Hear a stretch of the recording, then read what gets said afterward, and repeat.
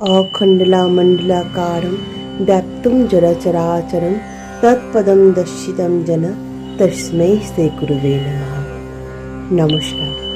শ্রী শ্রী রামকৃষ্ণ পরমহংসদেবের কিছু গল্প আপনাদের সামনে আজকে বলতে চলেছি। ঠাকুর 3 রকমের পূজার কথা বলেছেন। কেমন? একজন খুব আন্তরিক ভক্তির সঙ্গে পূজা করে, জাঁকজমক বা লোক দেখাবার জন্য করে না। আর একজন পুজো উপলক্ষে বাড়ি ঘর খুব সাজায় আর নাচ গান ফলারের খুব ঘটা করে। আর একজন পাঠা কাটে, মদ মাংস আর নাচ গানে মত্ত হয়। ঠাকুর বলেছেন, প্রথম জনের পুজো সাত্ত্বিক, দ্বিতীয় জনের রাজসিক, আর